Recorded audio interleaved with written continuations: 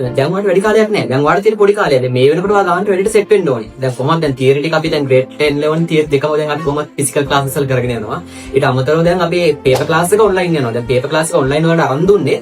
මොකද හේතුව එතකොට ඕනම ආයතනයක ළමයිකට සම්බන්ධ වෙන්න පුළුවන් සහ දුර පළාත් වලින් ළමයිට සම්බන්ධ වෙන්න පුළුවන්. ඒ නිසා පේපර් ක්ලාස් එක වැඩි හරියට කරගන්න. ඒකෙන් පේපර් ක්ලාස් එකේදී ඔයගොල්ලන්ට මම අර පළාත් 9 පේපර්ස් 9 අපි ඩිස්කස් කරනවා. SSC type questions ටික ඩිස්කස් කරනවා. ඊට අමතරව අපි ද short questions ටික වෙනම ඩිස්කස් කරන් යනවා. ඊළඟට මාසයක් ගන්න පේපර් එකක් ලියවනවා. ඒ මේ වෙනකන් කරලා තියෙන කොටස් වලින් මාසයක් ගන්න පේපර් එකක් ලියවලා ඒගොල්ලෝ ඒකෙන් ඔයගොල්ලන්ට මාක්ස් දෙනවා. මාක්ස් දීලා ඔයගොල්ලෝ රෑන්ක් කරලා ඔයගොල්ලන්ට පුළුවන් මොනවද බැරි මොනවද ඒ ටික හදලා දෙනවා. ක්ලාස් එකේ ඉඳලා සමහර ළමයි පටන් ගන්නකොට මම පෙන්නුවත් මම කිව්වත් එක්ක පළවෙනි පේපර් එකේ ලකුණු තිබුණේ නැහැ. ලකුණු බොහොම අඩු ප්‍රමාණයක් තිබ්බේ. හැබැයි ඒගොල්ලෝ මේ වැරදි ටික හොයාගත්තට පස්සේ මොකද කරේ? ඊට පස්සේ ඒගොල්ලෝ ඒ ටික ඉම්ප්‍රූව් කරගෙන ඊට පස්සේ හදා ගන්නවා කොහොම හරි.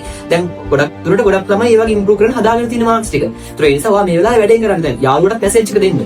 ඔය දැන් පේපර් ක්ලාස් ගන්න යන්නේ පේපර් ක්ලාස් එකේ තියෙන ටයිම් එක දන්නවා Wednesday 7:30 තියෙන ඔන්ලයින් තියෙන. එතකොට දැන් සමහර ළමයි දුර ඉඳලා සම්බන්ධ වෙනවා. එතකොට ඒ වගේ යාළුවන්ටත් මැසේජ් එක දීලා ඒ කියන්නේ ඒගොල්ලන්ටත් කියන්න මේ වගේ මේ වැඩ පිළිවෙලක් යනවා කියන්න. රයිට්?